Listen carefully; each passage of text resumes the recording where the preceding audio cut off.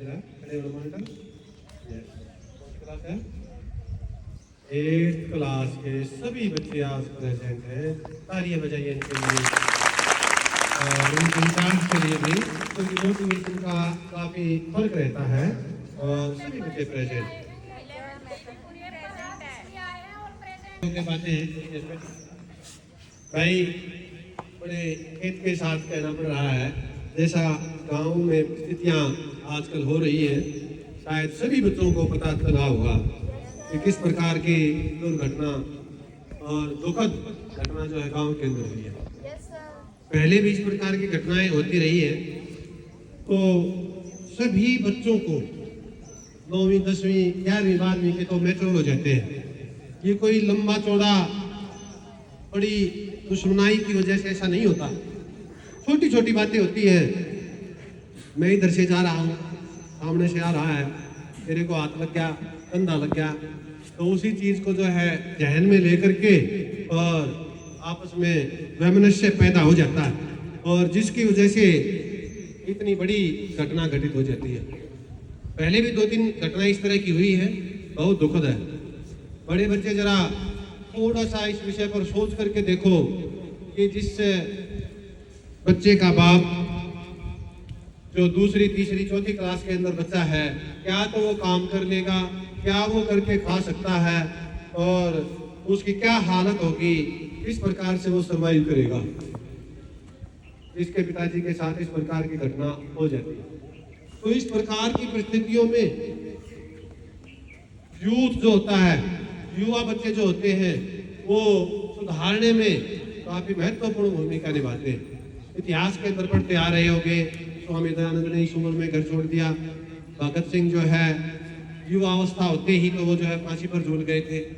तो ये चीजें जो है, बूढ़ा आदमी जो खाट से उठकर बैठ नहीं सकता, चल नहीं सकता, वो ज्यादा इसमें योगदान नहीं दे सकता। वो तो तुम्हें सिर्फ अपनी वैचारिक शक्ति से तुम्हारे मस्तिष्क को मजबूत कर सकता है, लेकिन इसमें महत्वपूर्ण भूमिका जो अदा करनी होती है वो युवाओं को करनी होती है। तो सभी मैं 9वीं से ऊपर के जो बच्चे हैं उनसे ये प्रार्थना करता हूँ, रिक्वेस्ट करता हूँ, इस प्रकार की दुर्भावनाएं अपने मन के अंदर तो रखो ही नहीं। अगर घर में भी आपस में परिवार के साथ, पड़ोसी के साथ अगर कोई भी तू तड़ाक हो जाती है तो वहां पर अपना इनिशिएटिव लेते हुए, अपनी पहल करते हुए, अपने आप को मजबूत और वहां पर प्रस्तुति अपनी देते हुए उस चीज को सुलझाने की कोशिश किया करो। क्योंकि 11वीं 12वीं के अंदर बच्चा जब चला जाता है तो वो इस लायक हो जाता है कि वो अच्छाई और बुराई को समझ सकता है। अहंकार की भावना से कुछ नहीं मिलता। जिस प्रकार की घटनाएं हो रही हैं, 2 दिन हम छाती पीट के रह जाते हैं, 2 पीट के रह जाते हैं, लेकिन जो चला जाता है उसके पीछे जो परिवार होता है वो सारी उम्र भुगतता है। तो सभी बच्चों से जो है हाथ जोड़कर प्रार्थना है, इस प्रकार की भावनाएं तुम भी मत रखो। स्कूल के अंदर आपस में कोई लड़ाई झगड़ा हो जाए, थोड़ी सी बात हो जाती है, मैंने तेरे को गाड़ी दे दी, क्या है, कहाँ जा रहा है, ये बीमारी है। अगर बीमारी का पता हो तो इतने बड़े बड़े अस्पताल और ये MBBS में बैठे हैं, क्या करेंगे वो। तो ये चीज है, इससे ना तो मैंने किसी का कुछ लिया। अब 2 बच्चे अगर मेरे को गाड़ी देंगे तो मेरा कुछ नहीं बिगड़ा, लेकिन उस बच्चे के जिसने गाड़ी दी है उसके जहन के अंदर जो दुर्भावना पनपने लग गई, वो आगे चल करके उसको ले बैठेगी, ले डूबेगी उसको वो।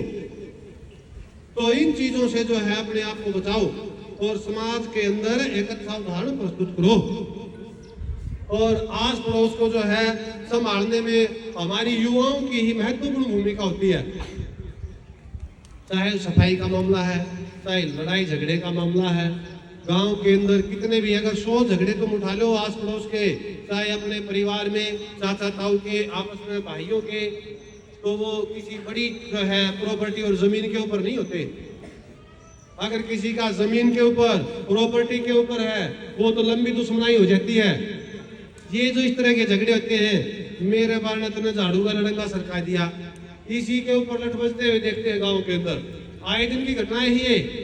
इन चीजों को जो है तुम बचा सकते हो चाहो तो। तुम्हारी माँ अगर झगड़ा कर रही है उसको कहो क्या है भाई इसमें, पड़ोसी के बारे में अगर तुम जो है कूड़ा करते हो तो रोको उसको, नाली को सम रहे हैं, उसके अंदर अगर हम जो है झाड़ू निकाल करके सारे थैली कागज जो है वो बहा करके और पड़ोसी के बारे में जा छोड़ेंगे सारी गाड़ियां ना, तो झगड़ा है। मोटे मोटे झगड़े इसी तरह से होते हैं। ये जो घटना हुई है इसमें भी कोई लंबी पीछे की कोई बड़ी दुश्मनी नहीं है, थोड़ा सा ही रमनेश था, थोड़ा सा ही डिस्प्यूट था किसी बात को लेकर। तो सभी बच्चों से आशा और उम्मीद करते हैं कि इस प्रकार से जो बुराइयां गांव के अंदर फैल रही हैं उनको कम करने में और उनको दूर करने में हमारे जो है चाचा ताऊ भाई बहन अपने माँ बाप और पूरे गांव का जो है सहयोग करो कि इस प्रकार की भावनाओं पर झगड़े ना हो। और निश्चित है अगर हम पहल करते हैं तो ये चीजें रोकी जा सकती हैं।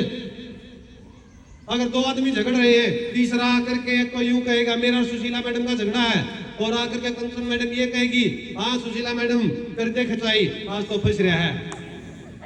इस चीज को सोच करके देखो। और एक अगर जो है दूसरा टीचर आकर के ये कहता है क्यों झगड़ रहे हो, जरा सी बात है, खत्म करो मामले को, तो इसी चीज का बहुत असर पड़ता है। एक साधारण सा उदाहरण शुरू से ही सुनते आ रहे हैं कि मारो मारो, तो व्यक्ति का उत्साह हौसला उसका मस्तिष्क जो है सातवें आसमान पर पहुंच जाता है और वो सामने वाले को पीटेगा ही पीटेगा। और एक अगर यूं कहते हैं दूर से आवाज आती है क्या कर रहा है, छोड़ो इसको जाने दो मत मारो, खाली कहना ही है। अगर ऐसा कहने से ही उस व्यक्ति के जहन के ऊपर उसके मस्तिष्क के ऊपर काफी असर आता है। दिन भर जो काम करते हो ना, किसको आज तुमने नमस्ते करी, किसको तुमने गाली दी, किसको अच्छा बोला, इन चीजों को शाम को बिस्तर पर सोने से पहले सिर्फ 2 मिनट के लिए अपने माइंड का फीडबैक लिया करो। तुम्हें अपने आप एहसास हो जाएगा कि आज मैंने फला बच्चे के साथ गलत किया है या फला टीचर के साथ अच्छा व्यवहार किया है, उसको नमस्ते की, उसको गाली दी।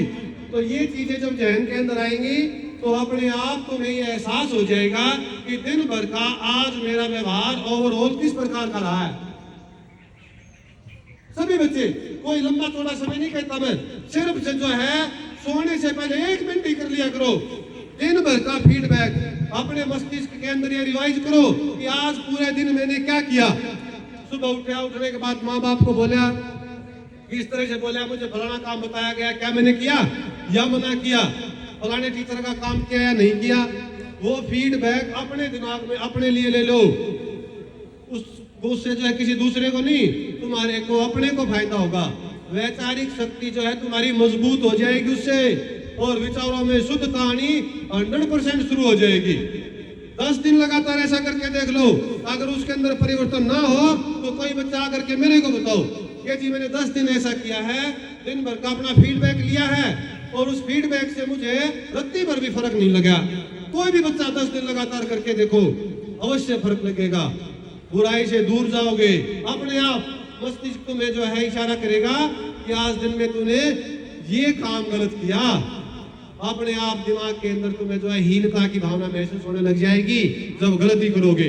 और जब 10 दिन के बाद दोबारा से वही गलती दोहराओगे तो दिमाग के अंदर ये जरूर आएगा तुम्हारे कि आज शाम को जब मैं फीडबैक लूंगा तो मेरा मस्तिष्क मुझे दोबारा से वही बात कहेगा कि तूने दिन में आज ये गलती की है।